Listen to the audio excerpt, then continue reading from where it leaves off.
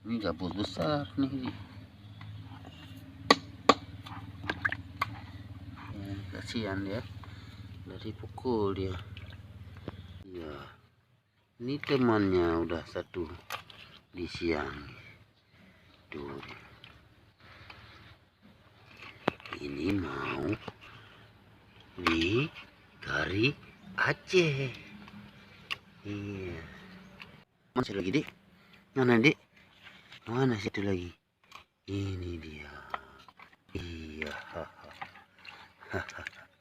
Ya, disiangi dulu. Ya. Seperti kepala ular ya. Snake head.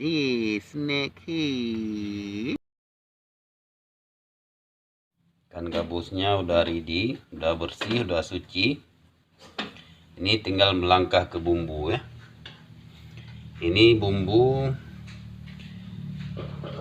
yang kita telah siapkan. Ada cabai, lengkuas sedikit, jahe sedikit, bawang merah, bawang putih, sedikit asam sunti, dan yang paling jangan lupa ya, ini kelapa gonseng ini ya, sudah mengeras.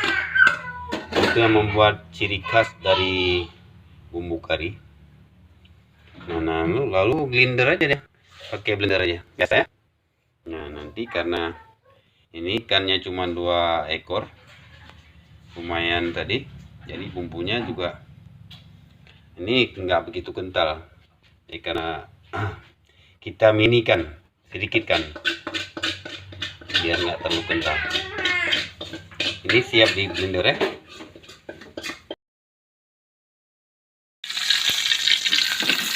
Kita tumis bawang dulu sedikit, daun salam sama serai. Ini daun kari yang tengah spesial, lalu bumbu yang sudah di blender dituangkan.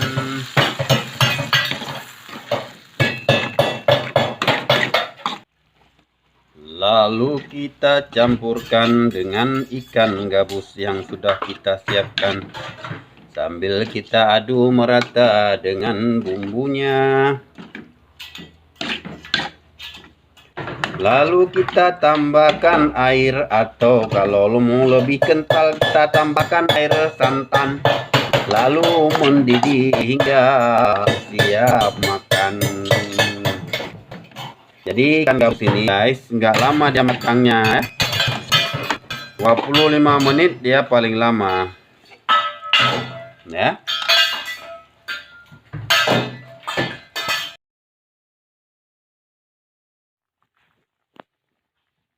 Sudah mendidih, pertanda hampir matang